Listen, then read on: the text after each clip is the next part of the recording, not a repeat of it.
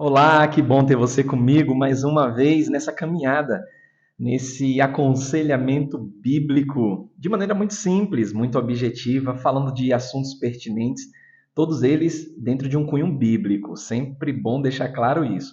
Até porque estamos também dentro de um tema onde eu estou falando aqui a questão da liberdade, livre para discordar. E você é livre para discordar, não precisa concordar com nada do que está sendo exposto aqui. Então, eu tenho orado por sua vida, por todos aqueles que estão se achegando no canal. Se você ainda não se inscreveu, se inscreve, você curta o vídeo, compartilhe com seus familiares e amigos e muito, mas muito obrigado pelo seu carinho.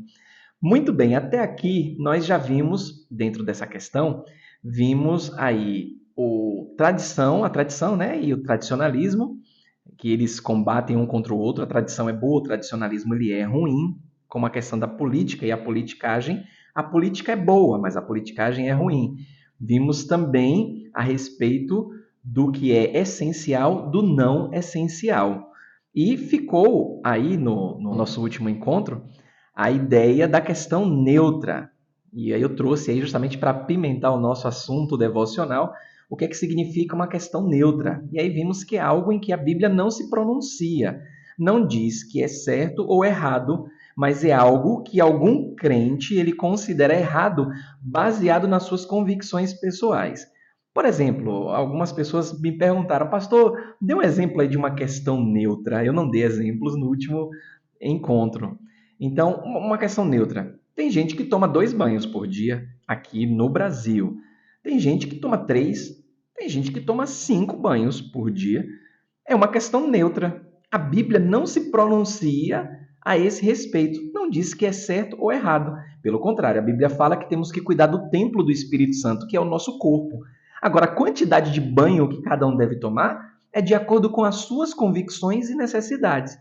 Então, a questão neutra, ela não diz o que é certo ou errado, mas é algo que alguém considera errado baseado nas suas convicções. E olha, eu estou usando esse exemplo porque é capaz de você encontrar alguém que vai dizer, não, no mínimo, o recomendado o certo é 3 banhos por dia.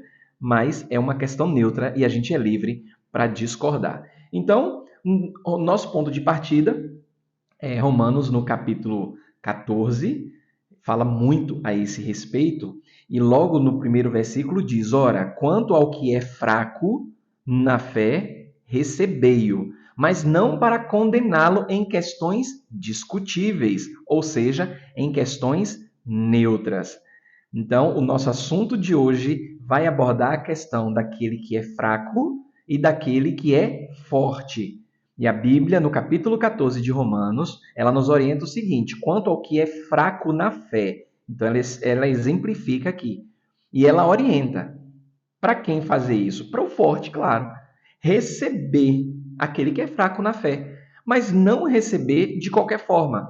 Não receber para condenar a pessoa em questões neutras, em questões discutíveis. O versículo 14 diz assim: eu sei e estou certo no Senhor Jesus que nenhuma coisa é de si mesma imunda, a não ser para aquele que a tem por imunda. Para esse é imunda.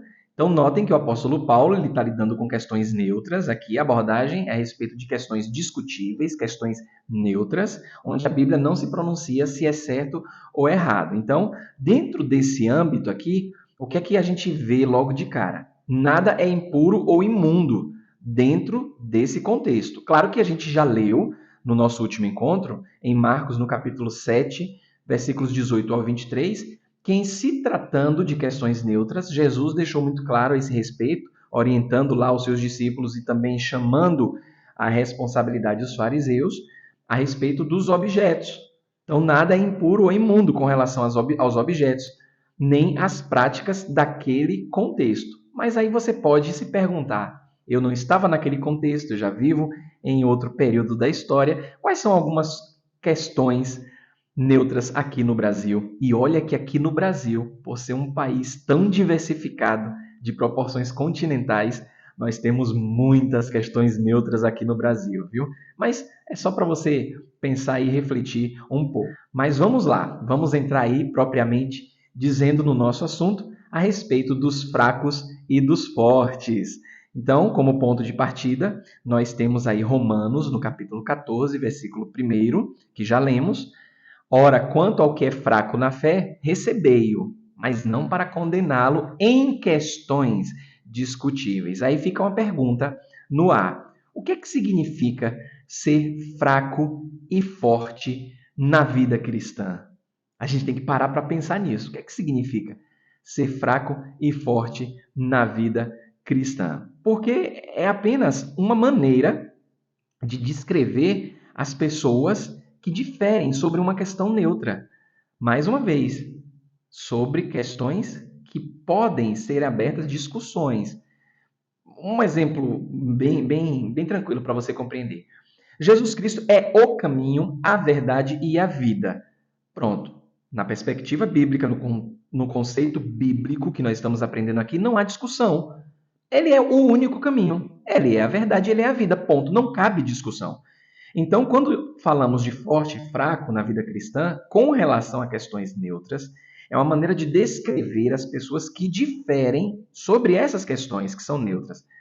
Porque o forte, ele geralmente ele diz sim. O fraco está sempre dizendo não. É um assunto que muitas vezes ele caminha para o lado emocional. Por quê? Porque ninguém quer ser fraco. Ninguém, todo mundo quer ser forte. E ser chamado de fraco não é legal. Ninguém quer ser fraco, ninguém quer admitir que quer ser fraco ou que tem fraquezas. Então, a gente olhando para a palavra de Deus dentro desse contexto, ser fraco na consciência é sempre em relação a uma questão específica. Não tem nada a ver com ser imaturo. Alguém pode ser fraco em uma questão e ainda ser um crente muito maduro. Eu sei que você convive com pessoas, eu também convivo com pessoas.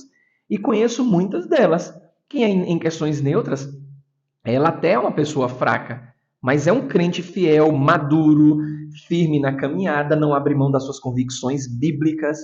Então, isso pode acontecer e a gente tem que ter isso aí em mente. A gente não pode perder esse foco.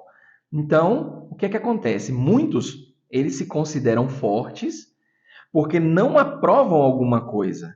Se consideram fortes porque conseguem resistir a mudanças. Mas o que é interessante é que nos termos bíblicos, esse é o fraco, ele só não sabe ainda. Está sempre dizendo não, sempre questionando. Ele não abre mão de convicções que são discutíveis, de questões neutras. Como eu trouxe aqui o exemplo do banho, só para ilustrar, você vai se deparar com alguém que diz: não, para mim o certo é tomar 5 banhos por dia, porque isso é o certo. E ele não vai abrir mão disso. Ele vai até se achar uma pessoa forte por conta disso. Mas em termos bíblicos, ele é o fraco. Ele só não sabe disso. Eu quero apresentar aqui para vocês, pelo menos, alguns tipos de fracos dentro de questões discutíveis. Nós temos o fraco sensível. O que significa isso, o fraco sensível? Ele é influenciado pelos outros. Então, ele está até numa caminhada que ele considera aquilo como algo que é forte para ele, mas ele não é uma pessoa que tem estabilidade, ele é instável, porque ele é influenciado pelos outros, ele não consegue formar opiniões e convicções saudáveis. Nós temos também, além do fraco sensível, nós temos também o fraco com conhecimento. É aquilo que eu digo, ele é fraco em questões neutras, mas tem até um certo conhecimento bíblico de princípios fundamentais para a caminhada cristã, mas ele pode ser considerado como um fraco, uma pessoa fraca que tem conhecimento. Temos também o fraco legalista. O que é o fraco legalista? Ele não faz e condena quem faz. Então, temos aí pelo menos 3 tipos de fracos. Fraco sensível, que é influenciado pelos outros, tem o fraco com conhecimento e tem o fraco legalista. Ele é aquele que ele não faz, mas ele está pronto para condenar aquele que faz. Aí vem, claro, uma pergunta, só para tornar didático o nosso aprendizado. Qual destes deve o forte procurar não ofender? Qual destes Cristo provocou? Então fique com essa perguntinha na cabeça, porque como a gente está falando do fraco, essa pergunta tem que vir à nossa mente. Qual destes deve o forte não procurar ofender? e qual destes Cristo ele provocou. Mas vamos lá, vamos para o forte, porque além do fraco, nós temos o forte. Assim como foi no primeiro momento da nossa devocional, dentro desse aconselhamento bíblico, livres para discordar, nós vimos tradição versus tradicionalismo, nós vimos o essencial versus o não essencial, e agora estamos vendo aí no nosso penúltimo estudo dessa série, o fraco versus o forte. Vimos agora o fraco e vamos definir aí no conceito bíblico o forte. A gente precisa entender que ser forte é no sentido de se sentir livre para participar ou praticar ou fazer aquilo que é considerado uma questão neutra sem pecado. É nesse sentido o forte. Voltando à questão da ilustração do banho. Tem gente que julga que é necessário, dentro do seu contexto, da sua realidade, tomar 2 banhos no dia. A Bíblia não se pronuncia quanto a isso, mas ele cuida do seu corpo, como o templo do Espírito Santo, tomando 2 banhos no dia. E ele se sente livre para fazer isso. Ele não é coagido, apesar de ser coagido, ele não é influenciado, porque ele sabe que é só uma questão neutra. Então, ser forte é no sentido de se sentir livre para participar, praticar ou fazer aquilo que é considerado uma questão neutra e sem pecado. Não é fazer qualquer coisa em qualquer área.